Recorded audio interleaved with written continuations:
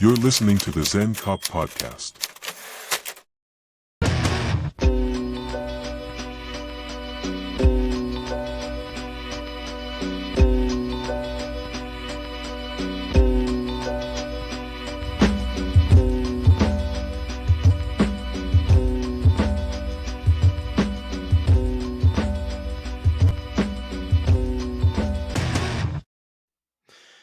Guys, welcome back. Mac Rollins, Zen Cop here, and you are listening to the Zen Cop Podcast. This will be episode 1 of season 2. I'm glad that season 1 is over and done with. The creation of anything usually starts with something that is not entirely perfect, and it's usually far from it. I look back to some of the earlier episodes, and the quality and the content is almost laughable compared to what is being produced now.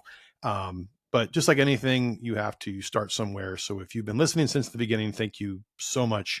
One thing that I have been doing is listening to those of you who have reached out and provided feedback or content. And episode 20 by far received the most feedback I've ever had. I think keeping things off script and more organic is going to be a better way of doing the show. I also received a lot of questions about that episode and the content specifically, about what I went through and how it affected me. So that was really cool. And I tried to answer as many questions as I could, just sort of kind of keeping that as a good way to end season 1. And moving forward, I have a lot of really cool plans for season 2 to include a variety of guests on the show. I did take note that the majority of the audience definitely enjoyed guests. So I'm going to make it a point to have guests as often as possible and to try to have a pretty wide variety. So again, thank you for listening and all of your support. Please don't forget to like and subscribe. If you are listening on Apple or Spotify, please drop a rating below. All that stuff definitely helps grow my platform and reach a larger audience. Now, I wanted to start off episode 1 of the new season with a topic that I feel needs to be addressed and talked about fairly consistently, because it's an issue that has stayed fairly consistent over the past few years. And if you're an administrator or a supervisor or someone who has any type of pull within your agency, I strongly encourage you to hear these words, not just from me, but consider this one of the more palpable topics that we have right now in law enforcement. And again, I always try to create content that is not limited to law enforcement. So I really feel like this topic could be covered for any type of public service right now that is having a hard time retaining employees. And the days of the employer being in power is slowly becoming a thing of the past. And unfortunately, that mindset will still linger for a while as we watch some of the better people we have walk out the door and never look back. And I'm talking about the cop who just finished their last day on the job, and not for retirement, but for leaving this career field entirely. And this is an issue that we've talked about before, but going into the new year and looking at the future of policing, I really am genuinely concerned for what the future will look like. And the unfortunate thing is that cop was not one of the guys who couldn't hack it. He wasn't, just someone who was short stroking everything. It was a cop with many years on who finally realized that enough was enough, and who also finally realized that, their agency was the issue. And the sad part is, even on their departure, nobody listened, nobody cared.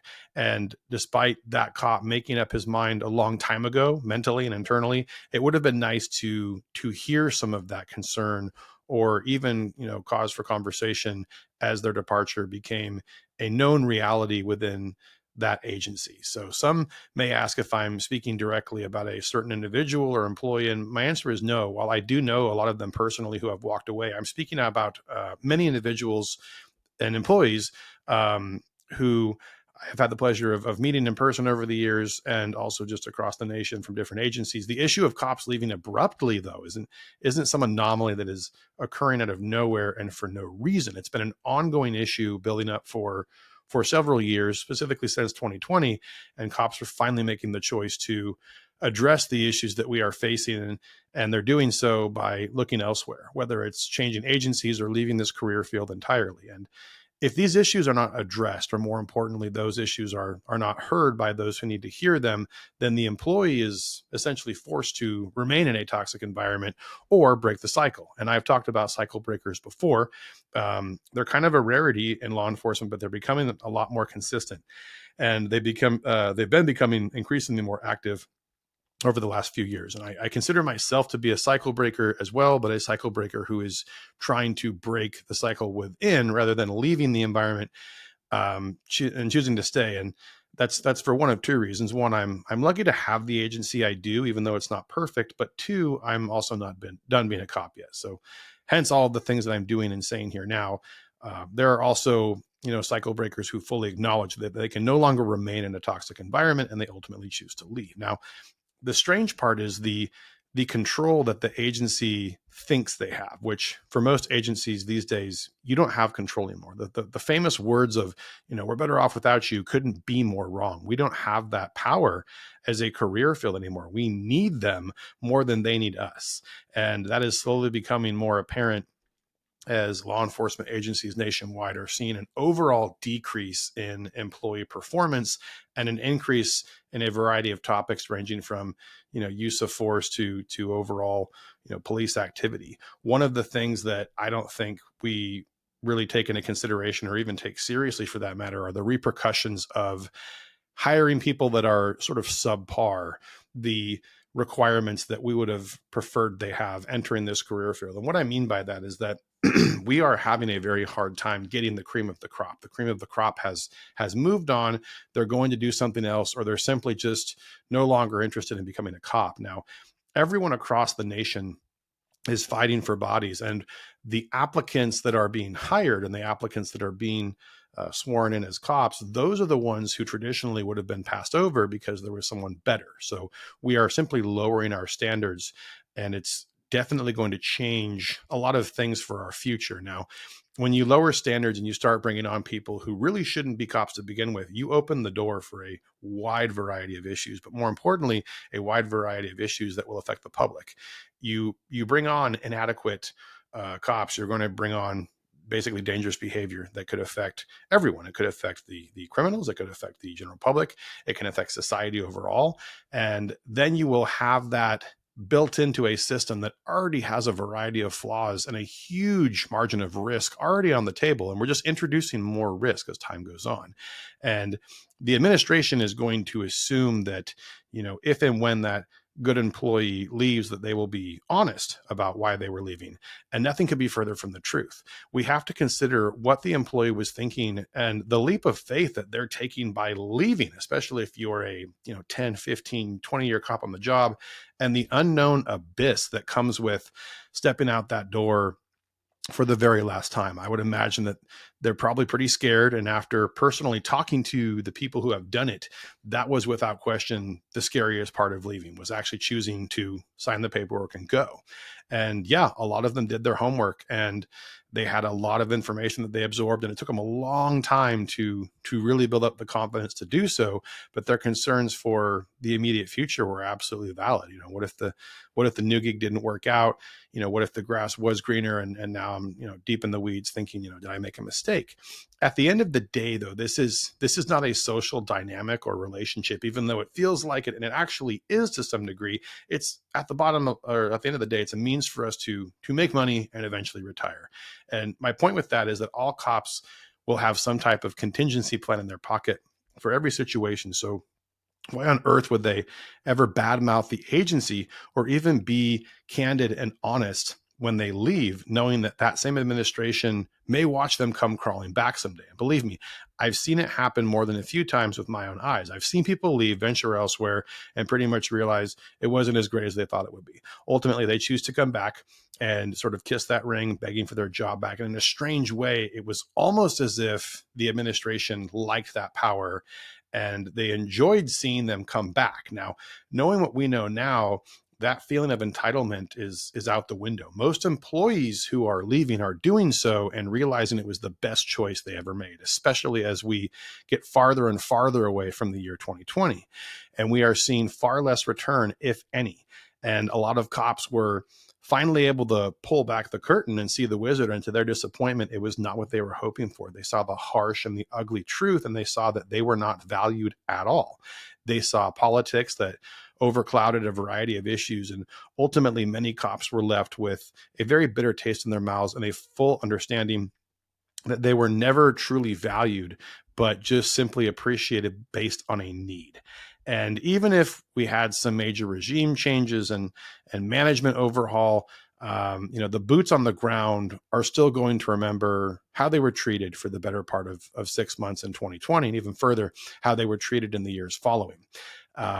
We have a very interesting dynamic right now where we have the group before 2020 and the group after, sort of an AD-BC type thing, or BCAD, I should say. But looking at that moment in time, and then considering the cops who applied after the fact and the cops who came into that environment without any knowledge of what it was like before, you have these very different dynamics. And it's almost the three groups, but the new group who is, post 2020, the group that's pretty seasoned that were pre-2020, and the group that's 1 foot out the door for retirement. You have a very strange mix of very different mindsets trying to accomplish the same goal.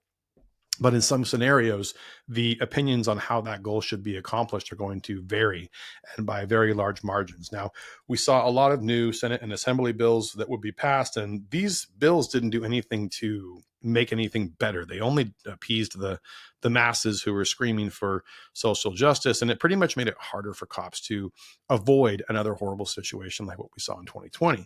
A lot of agencies would cut their most proactive crime fighting units, and quite literally in some cities they would reduce their force by almost 40%. So we're trying to get that back now, and it's kind of funny because we're getting it back very easily, but now you're throwing these specialty groups back in, you're throwing these hiring incentives, all these things we're trying to get back, and it's going to be very hard to teach that new group.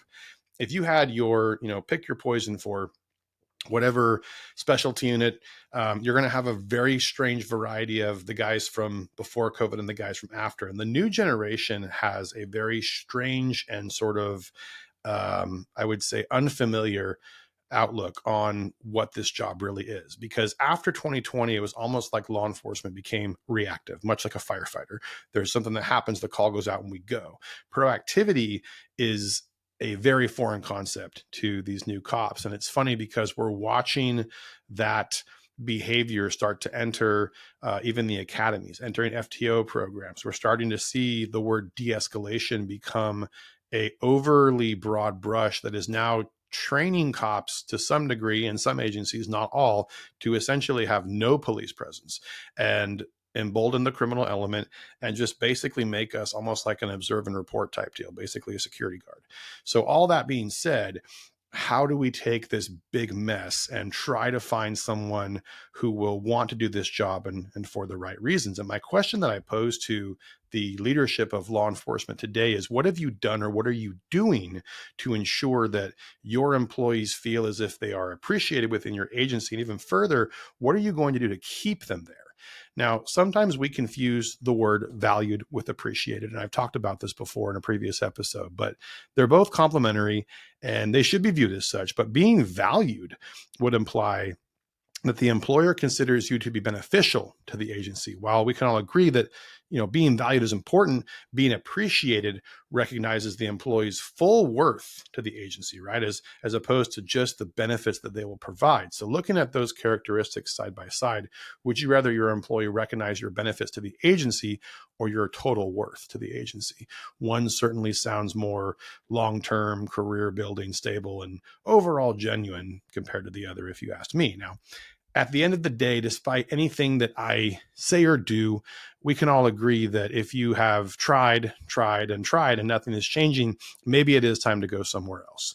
And there's an enormous difference between complaining about something and identifying problems and then providing solutions. And in a time where morale is very, very low, the biggest mistake any administrator can make is listening to advice or listening to the advice from a coworker or a peer who is currently on the same level, not necessarily in terms of rank, but just in an admin state, and usually with the same benefits and same retirement, which is another issue that a lot of cops are facing these days. And that's a kind of a rabbit hole I don't want to go down, but we are entering this new variant of cop that specifically in California, we're not going to be eligible for retirement until 57 years old. Now, to most people, that doesn't sound that bad. But if you took the duties of a beat cop, just a cop who pushes a black and white and goes from call to call, and you put that age range all the way down from 21 to now 57 years old, there's not many people who should be doing, pick a topic. But I mean, if my grandpa or, my father-in-law, if they went to go apply at In-N-Out, there would be concerns for their age, right?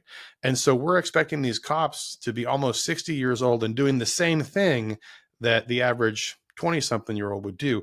It's just not possible. But we haven't gotten to that age bracket yet to where they're actually retiring. We don't see the medical retirements. We haven't seen all these things yet because they haven't happened. So we have so many variables on the table right now going towards what is a very, very, very scary generation of policing, and everything at the end of the day, it's going to come crashing down, and it's not going to work. Now, there will be, the likelihood of people agreeing that, it's not going to work, but where are the solutions and what will they be? There will be no concern for the boots on the ground, and the same boots that are going to have to provide the public presence for your agency in every way, shape or form, every day and every night. Now, there will be little to no cause for concern in the moment for anything at all, as it's very hard to see these issues from where we are now, right? Everyone kind of thinks in the immediate, and not a lot of attention goes to the future. And that's human nature, and I can understand that. But if we looked back on policing historically and we saw the benefits and the retirements and all of these things that made the job somewhat savory and sort of worth it in the end, given that the average lifespan was less than 10 years after retirement, I don't think people understand how dangerous it is going down the road that we're going down now, because we're not considering the future. We're just considering right now. Now, at the end of the day, I can't really say or do anything on a podcast or on a blog that will, change something overnight. The change has to come from the collective, and it has to come from the employees, and specifically the employees who are the basic function of any agency, which is patrol.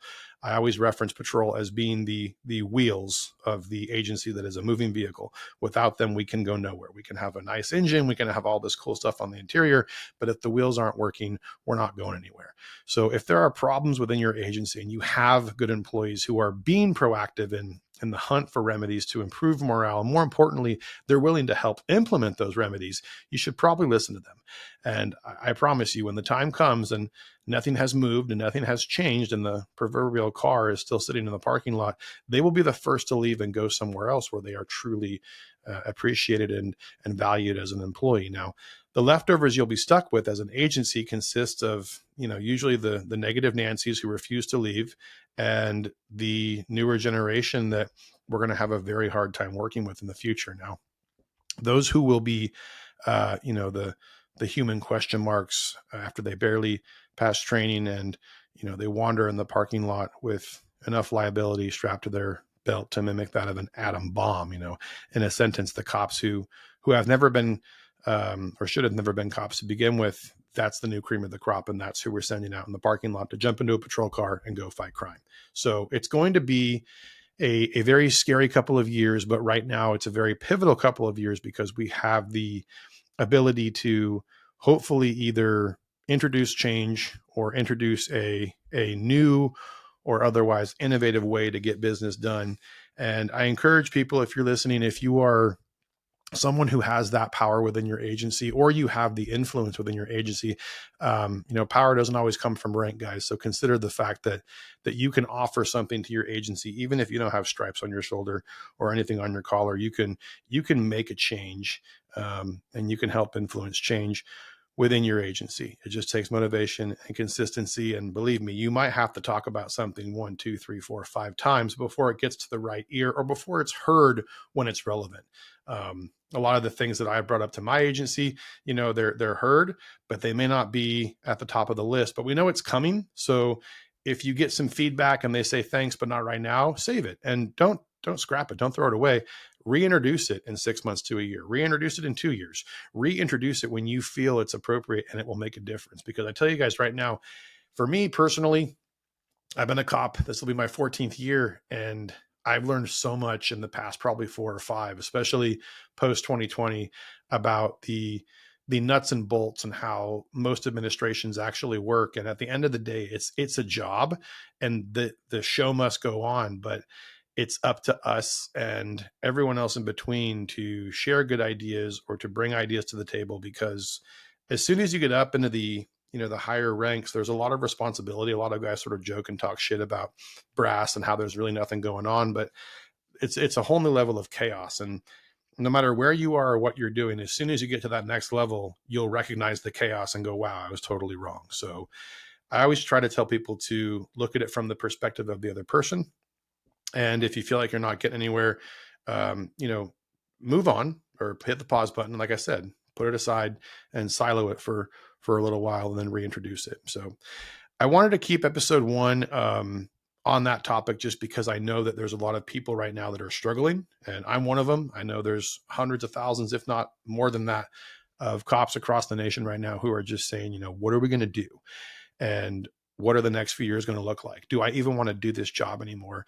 And I tell people to take their own advice, and you are you, and you're the only one who can be honest with yourself. So if push comes to shove and you truly are miserable, get out. But if you can change things, change it. But one thing I always try to tell people, especially cops, is that everywhere you are is exactly where you're supposed to be, good, bad, or indifferent. So I know that kind of sounds like, something Spock would say, but just, keep an open mind, stay positive. We'll get through this. So again, guys, thank you so much. I really appreciate all of you guys listening. I appreciate the feedback. Season 2 is going to be a lot of fun. I have a lot of fun episodes coming down the pipe, some really fun guests, and sincerely from the bottom of my heart, thank you guys so much for listening. Have a great 2024. And there's going to be some other episodes that I'm going to appear on as well. I think I might have talked about it last season, but I posted about it on Instagram, the Disruptors podcast.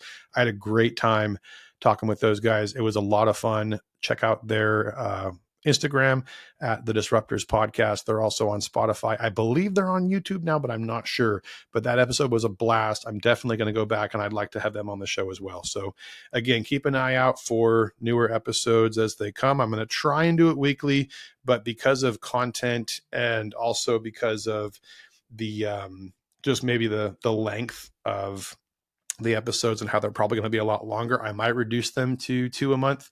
But I may still do the weekly drops. But again, it's all kind of dependent in my mind. I think I'd rather give a lot more quality content and do less of that than sporadic sort of, nonsense content that doesn't really catch everyone's attention. So again, thank you so much for listening, and I will see you guys more than likely next week with a very special guest. I'll keep it a secret because I don't want to ruin it by them not showing up. So again, it all comes down to timing. All of our schedules are pretty hectic. So if I can get them on the show, I will. It'll be a great episode. And again, lots of fun stuff on the way. And again, thank you guys so much for listening. This is the end of episode 1, season 2, and I'm looking forward to what we're going to accomplish this year. Stay safe, and I'll see you guys next time.